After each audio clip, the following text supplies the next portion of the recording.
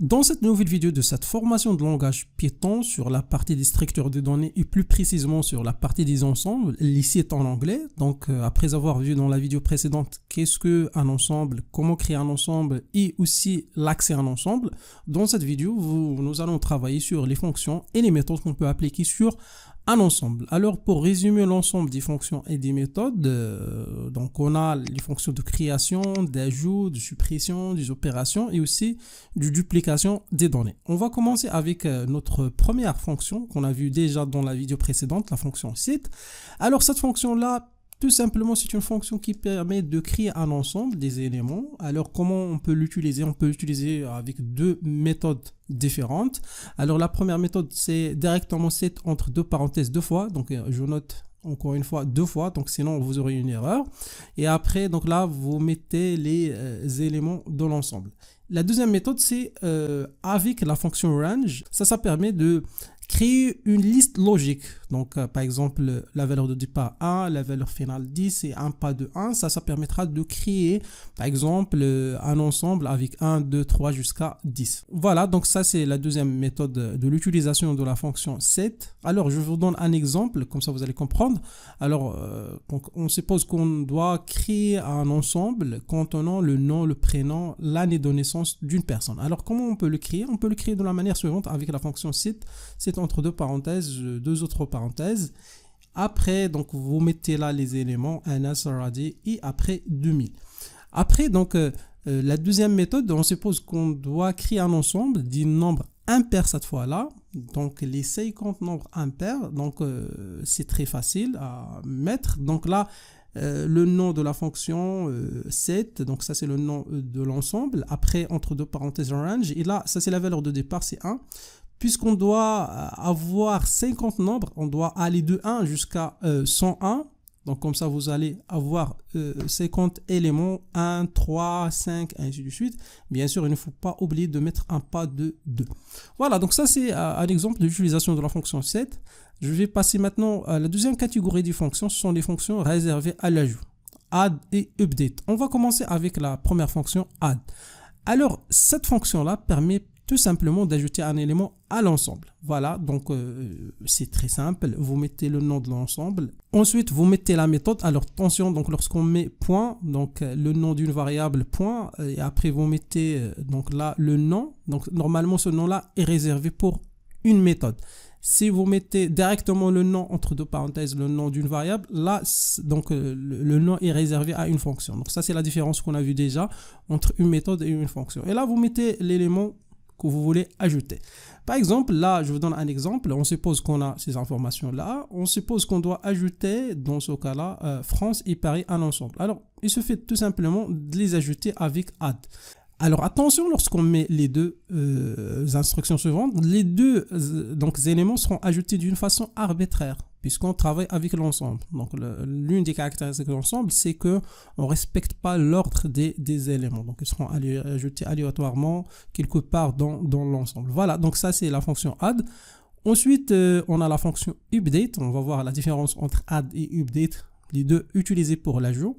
Alors, cette méthode-là permet de mettre à jour l'ensemble courant en ajoutant des éléments d'un autre ensemble. Il permet donc d'aller à un autre ensemble ou bien une autre structure, par exemple une liste ou bien un tuple, et prendre un élément de cette structure et le mettre dans la structure, dans ce cas-là, ensemble. Alors je vous donne un exemple, comme ça vous allez comprendre. Alors là, il suffit tout simplement de mettre le nom update et entre deux parenthèses, deux autres parenthèses, les éléments. Alors je vous donne un exemple, comme ça vous allez comprendre. Alors là, on suppose qu'on a donc cette liste-là, donc liste FR, AR, ES, c'est déjà une liste.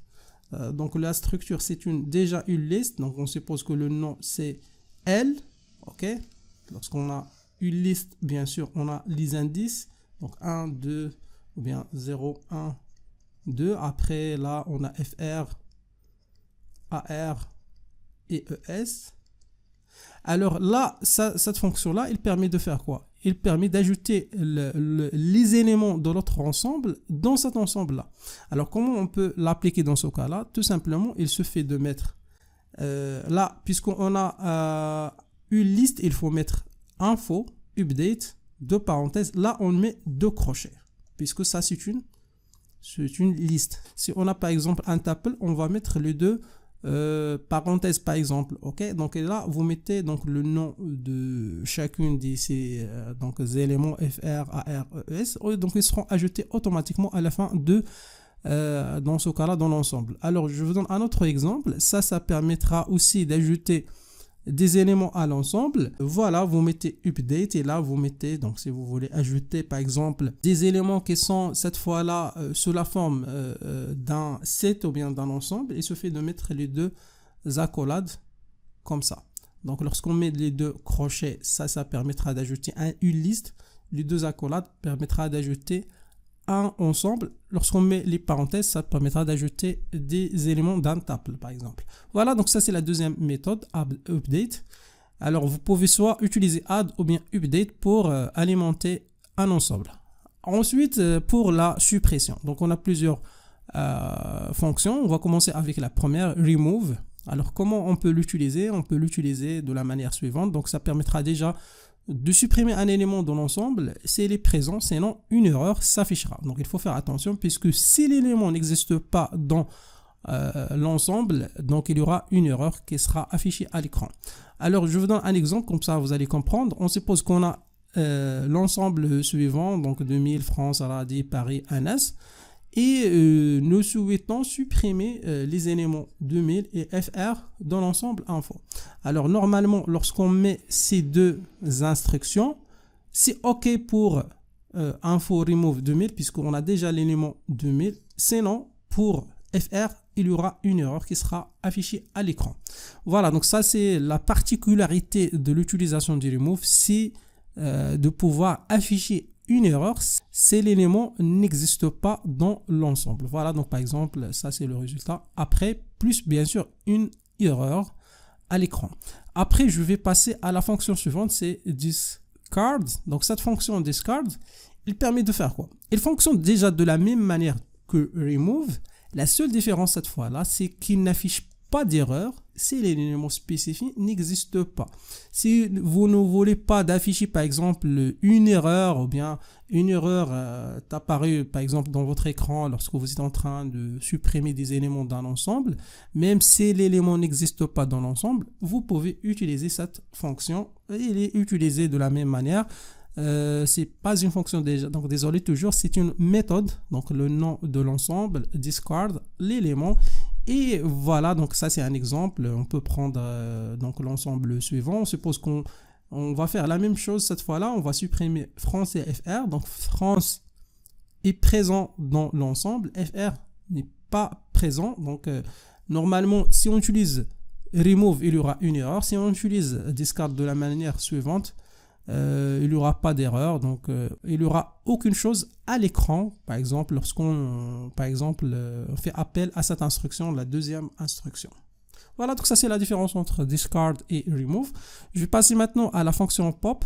Alors cette fonction donc permet de supprimer un élément aléatoire cette fois-là dans l'ensemble et de retourner comme valeur de retour. Donc il permet de supprimer et de le retourner d'une façon aléatoire. Donc je parle ici, le choix sera fait d'une façon aléatoire. Si l'ensemble est vide, une erreur s'affichera. Donc je vous donne donc déjà la syntaxe, le nom de l'ensemble .pop. Comme vous pouvez voir, donc la méthode ne prend aucun argument ou bien aucun paramètre. Alors lorsqu'on utilise par exemple sur l'ensemble suivant, donc voilà, donc un élément aléatoirement sera choisi.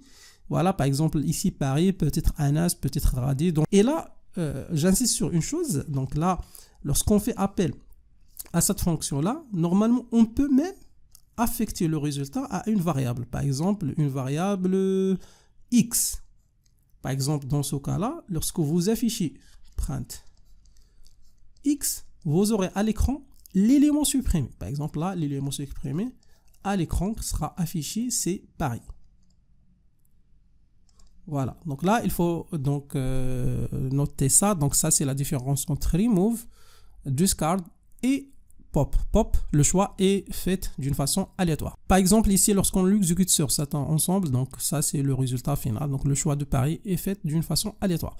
Alors maintenant, je vais passer à la dernière fonction de suppression, c'est clair. Donc d'après son nom, c'est une fonction qui permet de supprimer tous les éléments de l'ensemble. Ça c'est l'utilisation de la méthode. Alors on suppose qu'on a un ensemble, donc l'ensemble info, et nous souhaitons vider cet ensemble ou bien supprimer les éléments de cet ensemble-là. Donc il suffit d'appeler directement la fonction claire pour supprimer tous les éléments de l'ensemble. Voilà, donc ça c'est le résultat après l'appel de la méthode claire. Maintenant, je vais passer à la deuxième catégorie des fonctions, ce sont les fonctions d'opération. Alors, donc généralement sur l'ensemble, on n'a pas assez de fonctions, on n'a que 4 les plus utilisées au niveau des opérations. Donc on commence avec la première ligne. Donc l'int c'est une fonction, l'int en anglais c'est une fonction qui permet de renvoyer ou bien de retourner le nombre d'éléments dans un ensemble. Voilà, donc ça c'est sa syntaxe. Par exemple là nous prenons l'exemple dans l'ensemble info. On souhaite par exemple si jamais vous voulez avoir ou bien retourner le nombre des éléments dans l'ensemble info, il faut tout simplement appeler cette fois là c'est une fonction. Voilà, donc ça c'est la différence entre fonction et méthode. Méthode normalement on met par exemple le nom d'une variable ou bien l'ensemble, point, le nom de la fonction ou bien le nom de la méthode. Pour les fonctions, on utilise directement le nom de la fonction. Et entre deux parenthèses, vous mettez les variables par exemple comme ça. Par exemple, comme ce cas-là, X. Voilà, donc là, c'est print la taille. Et là, vous aurez par exemple à l'écran la valeur 5, c'est la taille ou bien l'ensemble des éléments de l'ensemble info. Alors, je vais passer maintenant à la fonction suivante, c'est la fonction sum. Cette fonction, elle est très simple et permet de renvoyer la somme de tous les éléments d'un ensemble. C'est une fonction, donc elle est créée spécifiquement pour les valeurs numériques. On ne peut pas l'utiliser sur des valeurs de type texte. Donc il faut avoir donc un ensemble avec des nombres. Voilà, donc pour bien comprendre cette fonction-là, donc on suppose qu'on a le petit exemple suivant, donc avec 3 questions. Donc la première question, on va créer un ensemble E contenant les 50 premiers nombres pairs. Alors comment le créer? C'est très simple. On peut utiliser la fonction set avec la fonction range de la manière suivante. Set range de 101, 2, donc avec un pas de 2, comme ça vous aurez les valeurs de 2 jusqu'à 50. Ensuite, on suppose qu'on va calculer la somme. Donc tout simplement, on va appliquer la somme ou bien la fonction sur la variable ou bien le nom E. Et après, pour afficher bien sûr ça, donc vous aurez à l'écran par exemple cette valeur-là. Si vous voulez calculer la moyenne, tout simplement, il faut avoir à la fois donc, la somme déjà calculée et aussi il faut avoir la taille, le nombre des éléments. Alors pour le nombre des éléments, on peut profiter de la fonction len avec aussi la fonction sum. Comment utiliser les deux à la fois pour calculer la moyenne? C'est de la manière suivante. Alors vous mettez sum E, donc vous calculez la somme et après vous divisez ça par le nombre des éléments dans cette plage des nombres entre 2 jusqu'à 50. Voilà. Et après vous aurez à l'écran par exemple cette valeur. Voilà, donc ça c'est la fonction sum. Ensuite, on passe à la fonction max et min. Ce sont deux fonctions classiques. Donc, la fonction max renvoie la valeur la plus grande d'un ensemble et la fonction min renvoie la valeur la plus petite dans un ensemble. Alors, les deux, donc il faut noter ça. Donc, les deux fonctions peuvent être utilisées avec des éléments de type caractère et chaîne de caractère. On a vu déjà ça dans l'étape A et aussi les listes. Dans ce cas-là, le max ou bien le min utilise l'ordre cette fois-là alphabétique pour trouver la valeur maximale ou bien minimale. Donc on a déjà vu ça, donc vous pouvez revenir aux fonctions d'list et d'table pour bien comprendre. Là on veut même prendre un exemple. Alors là on suppose qu'on a ces valeurs là, donc on suppose qu'on cherche la valeur la plus petite et aussi la valeur la plus grande dans l'ensemble E1. Alors il suffit tout simplement d'appeler la fonction et automatiquement vous aurez à l'écran la valeur la plus grande, ici c'est 60, ou bien la valeur la plus petite, ici moins 21. Alors un autre exemple, comme ça vous allez comprendre. On suppose qu'on souhaite créer un ensemble contenant les lettres du mot Python. Pour faciliter les tâches, donc on a la méthode suivante. Lorsque vous mettez E2 par exemple, ça c'est le nom, site.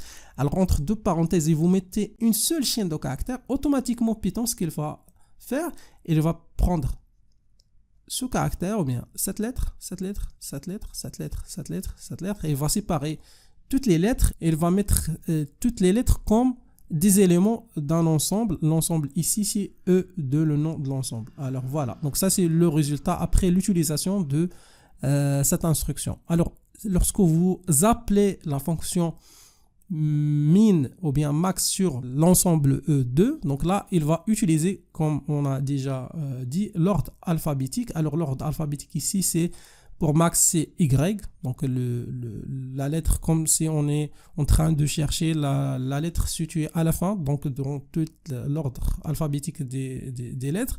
Lorsque vous mettez min, il va afficher donc H ici, puisque c'est la première lettre dans l'ordre. Voilà, donc ça c'est l'utilisation de max et min sur donc des données de type numérique ou bien du type texte.